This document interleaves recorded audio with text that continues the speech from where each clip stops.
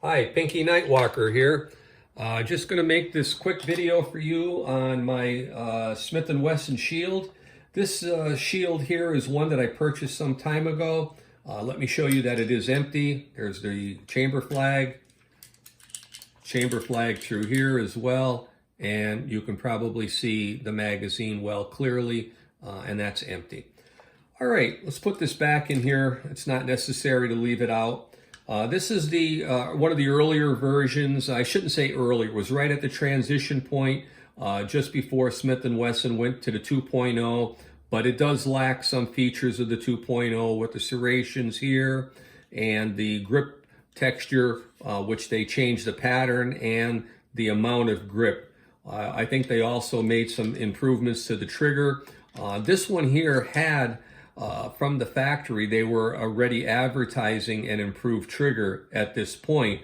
I'm not quite sure how much more it did change in the 2.0, but this trigger here, I don't have any issues with it. When I tried it at the gun store, it was fine then. I didn't have a problem with it. Of course, the 2.0 are clearly marked on the slide as 2.0, and you will see that here. So this is not one of them.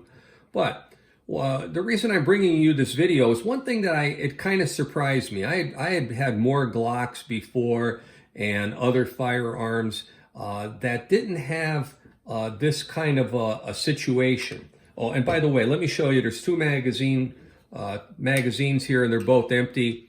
You can see the gray followers on them. There's nothing in these magazines. You get two of them with the gun. They come like this. One is an 8-round magazine. One is a 7-round magazine. Well, when I got this firearm, I didn't realize, I think at the time, about this sleeve. And now this sleeve here does stay in place fairly well. I don't have that much of a problem with it.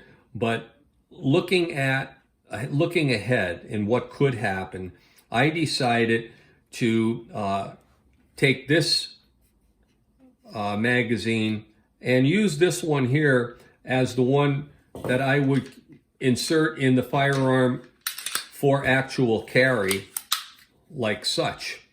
And the reason I did that is to make sure that this sleeve stayed in place. I wouldn't want to have that thing move where you were counting on a quick reload and somehow that slowed you down. I haven't really heard anything about that or whatever, but you know what? You don't want a Titanic event where everything was supposed to be okay and didn't work out. This magazine didn't come with it. From what I understand, they do not recommend using the 8-round magazine without this plastic sleeve. I guess there's an issue with it going into the gun too far.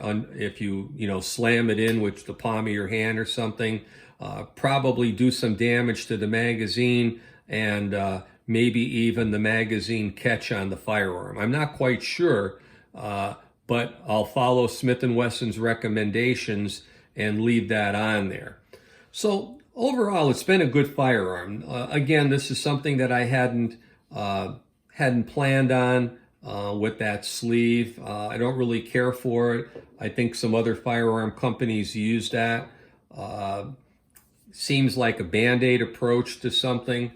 Well, I guess, there's a certain point where the bean counters come into play, and it's probably a cost-saving measure rather than retooling and coming up with something where it would be permanently in place. So, but anyway, going back to the firearm, it's been great. It shoots to the point of aim at 12 yards. Never had a problem with it. Left the factory sights on it. Never had to move them. And that's using a 124 or 115 grain bullet at 12 yards. The softer or smoother grip texture on here, as far as I'm concerned, I like it. I wear a holster in the waistband that covers this area. So, an overly aggressive texture grip wouldn't bother me, or this one here. This gun fits my hand well. and I like it. The trigger, great.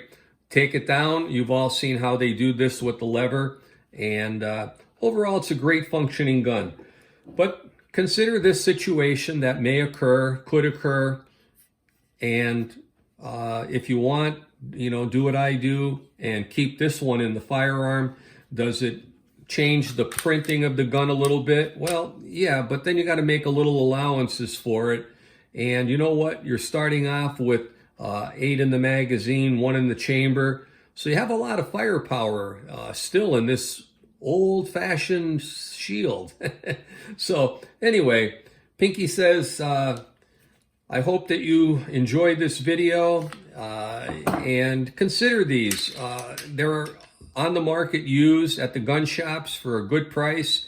People who love the shield have switched over to the rougher texture grip and all the other things, and it's, the grass has become greener on the other side, but the grass could be greener for you and match the color of the currency by buying one of these used. So, all right, Pinky says thanks a lot for your time. Consider the older model shields. They work great. Give them a try and go from there.